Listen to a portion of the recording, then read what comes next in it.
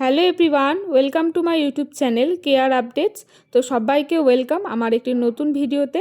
এই ভিডিওটায় আমি তোমাদের সাথে আলোচনা করব জনকল্যাণ শিবির কোথায় কোথায় হচ্ছে তোমার এলাকায়, কিভাবে বুঝবে, আর এই জনকল্যাণ শিবিরে তুমি কি কি পরিষেবা পেতে পারো।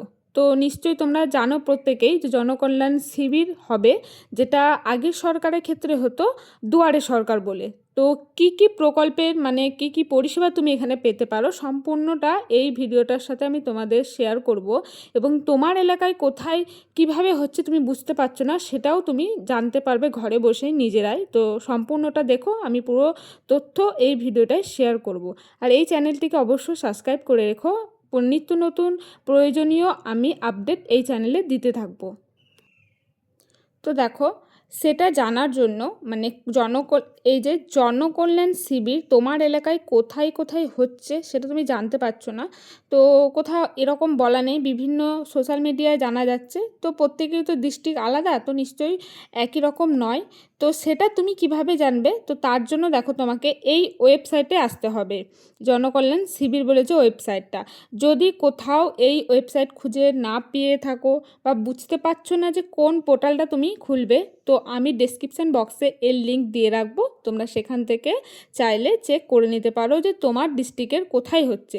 তো দেখে নাও, এখানে হোম পেজে লেখা আছে হোম, তারপরে ইয়োর স্কিম, লোকেট ইয়োর শিবির, এরকম বিভিন্ন রকম দেওয়া আছে। তো এখানে দিয়ে দিয়েছে দেখো যে বক্সের মতো ডিস্ট্রিক্ট বলে, এখান থেকে তুমি তোমার ডিস্ট্রিক্ট সিলেক্ট করবে, যেটা তোমার ডিস্ট্রিক্ট। আমি পূর্ব বর্ধমান থেকে দেখব, তো সেটা লিখলাম। তারপর দেখো, এখানে পূর্ব বর্ধমানে যতগুলো শিবির হচ্ছে সব এখানে দিয়ে দিয়েছে।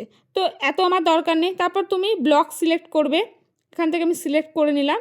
তুমি কোন ওয়ার্ড বা পঞ্চায়েত না গ্রাম পঞ্চায়েত না পৌরসভা, তো পৌরসভা হলে ওয়ার্ড সিলেক্ট করবে, আর গ্রাম পঞ্চায়েত হলে যেটা তোমাদের সিলেক্ট করবে। তো আমি এখানে গ্রাম পঞ্চায়েতটা দেখব, তার জন্য লিখলাম দেখো সরাইটিকর, সিলেক্ট করলাম। দেখো কোথায় হচ্ছে, এখানটা নির্দিষ্টভাবে ভেন্যু দিয়ে দিয়েছে।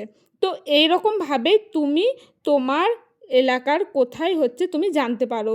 তোমাকে ডিস্ট্রিক্ট সিলেক্ট করতে হবে, ব্লক সিলেক্ট করতে হবে, আর তুমি পঞ্চায়েত না যেটা হবে সেটা সিলেক্ট করে দেখবে তোমার নির্দিষ্ট করে কোন এলাকায় কোন জায়গায় হচ্ছে ডেট ওয়াইজ দিয়ে দেবে। দেখো এখানে ডিস্ট্রিক্ট লিখে দিয়েছে, শিবিরের ডেট কোন ডেটে হচ্ছে কোথায়, দেখো ভেন্যু বলে সেই জায়গার নামটাও তোমার এখানে দিয়ে দিয়েছে, লোকেশানেও দিয়ে দিয়েছে কিভাবে যাবে সেই জায়গাটা, তুমি অবশ্যই খুব সহজে পৌঁছে যেতেও পারবে। যে ভেন্যু জায়গাটা আছে তুমি বুঝতে পারছো না, তো ওই লোকেশনটাই ক্লিক করলে সেই জায়গাটা দেখো এখানে তোমাকে দেখিয়ে দেবে। তো এইভাবে কিন্তু তুমি লোকেশনটা সিলেক্ট করে তুমি সেই জায়গায় পৌঁছে যেতে পারো যে কোন জায়গায় এই জনকল্যাণ শিবিরটা হচ্ছে। ভেন্যুতে এমন থাকতেই পারে তুমি সেই এলাকাটা চেনো না, বা যে জায়গাটা লেখা আছে তুমি সেটা চিনো না, তাহলে এইভাবে কিন্তু লোকেশনটাই তুমি পৌঁছে যেতে পারো খুব সহজে। দেখো, অন্নপূর্ণা যোজনা থেকে বিধবা ভাতা পর্যন্ত এই জনকল্যাণ শিবিরে তুমি এর সুবিধা পেতে পারো।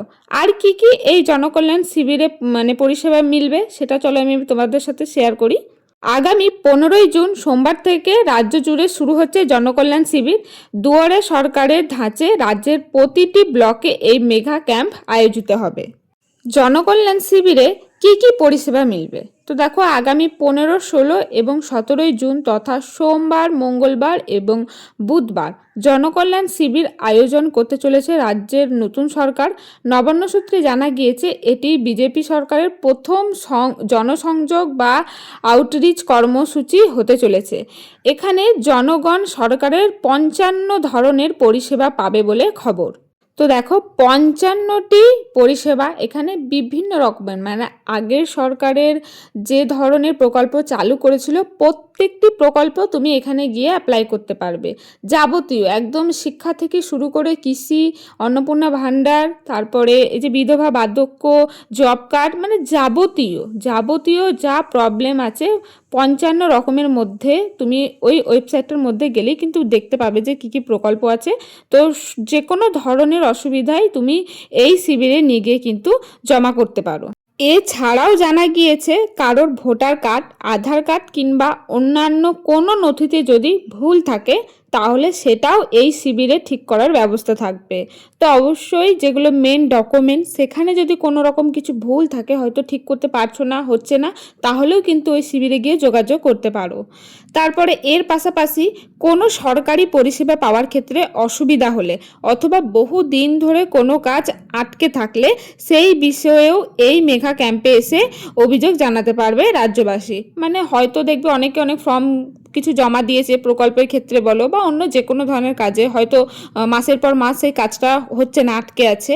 তো সেই সব বহুদিন পড়ে থাকা প্রকল্পগুলো সুবিধা তুমি এই শিবিরে গিয়ে জানাতে পারো যে তোমার কোন জায়গাটায় অসুবিধা হচ্ছে বা কতদিন ধরে আটকে আছে। তুমি সেই সমস্ত কিছু ডকুমেন্টস নিয়ে গিয়ে এই শিবিরে যোগাযোগ করলে তোমার আশা করি সেই আটকে থাকা কাজটাও কিন্তু হয়ে যেতে পারে। তো বিভিন্ন যে 55 রকমের প্রকল্প আছে তার মধ্যে যার যা আছে সেগুলো নিয়েও তোমরা কিন্তু সুবিধা পেতে পারো। তাহলে অতি অবশ্যই কিন্তু 15, 16 এবং 17 এই 3 দিন তোমরা তোমাদের মানে জায়গায়, এলাকার জায়গায় গিয়ে কোথায় হচ্ছে তার মতো তোমরা নথি জমা করতে পারো এবং সেই পরিষেবাটা উপভোগ করতে পারো। তাহলে এই ছিল আজকের ভিডিওর তথ্য। যদি ভালো লাগে একটি লাইক করে দিও, আর চ্যানেলে নতুন হয়ে থাকলে সাবস্ক্রাইব করে পাশে থেকো বিভিন্ন ধরনের এরকম সরকারি আপডেট খুব শীঘ্রই পাওয়ার জন্য।